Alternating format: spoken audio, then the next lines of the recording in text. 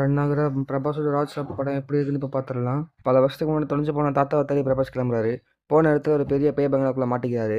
அவர் தாத்தாவுக்கு என்ன ஆச்சு, அந்த பேய் பங்களாலேருந்து தப்பிச்சு வெளியே வந்தாரா இல்லையா, இதான் இந்த படத்தோட ஒன்லைன் ஸ்டோரி. எனக்கு இந்த படம் சுத்தமாக பிடிக்கல.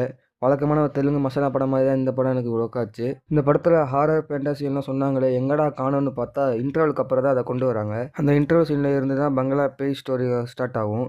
செகண்ட் ஹாஃப் ஹாரர் காமெடி படம் மாதிரியான போகும். ஆனால் அதில் ஹாரரும் சரியாக ஒர்க் ஆகலை, காமெடியும் சரியாக ஒர்க் ஆகலை. லாஸ்ட் 25 நிமிஷத்தில் சஞ்சய் தத் பிரபாஸோட போர்ஷன் எல்லாம் ஆள ஒரு லெவலுக்கு இருக்கும்.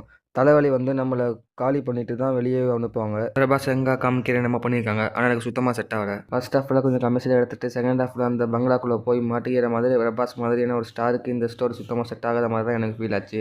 முக்கியமாக ஹீரோவோட வர அந்த ஃப்ரெண்டு கேரக்டர்ஸ் எல்லாம் யங்காக காமிக்கணும். இவங்க அதிசயமாக 60-65 வயசுக்குள்ள உள்ள ஆட்களை ஃப்ரெண்ட்ஸாக கூடவே வர மாதிரி காட்டுவாங்க. நிதி அகர்வால், மாளவிகா மோகன், ரிதுகுமார்னு இந்த படத்தில் மொத்தமாக 3 ஹீரோயின் நடிச்சிருக்காங்க. ஆக்சுவலாக நிதியும் மாளவிகாவும் அந்த படத்தில் இல்லைன்னா 3 மணி நேரம் படத்தை முழுசாக உட்காந்து பார்க்குறதே பெரிய கஷ்டமாக இருக்கும். மூவியோட லென்த்தே ரொம்ப பெருசு. இந்த ஸ்டோரியை எதுக்கு 3 மணி நேரம் 10 நிமிஷத்துக்கு கொண்டு போனாங்கன்னு எனக்கே தெரியல. தமிழோட மியூசிக் அந்த நிதி அகர்வால் சாங்ஸ் நல்லா இருந்தது. பேக்ரவுண்ட் ஸ்கோர் கொஞ்சம் நல்லா போட்டிருந்தாரு. மேக்கிங் செட் ஒர்க் எல்லாமே ஆர்டிஃபிஷியலாக இருந்தது.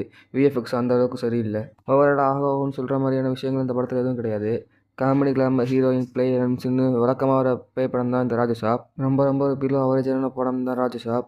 இந்த படத்துக்கு நான் கொடுக்குற ரேட்டிங் 5க்கு 2.5. நான் சொன்ன இன்ஃபர்மேஷன் உங்களுக்கு ஓகேவா இருந்தால் ஷேர் பண்ணி சப்ஸ்கிரைப் பண்ணுங்கள்.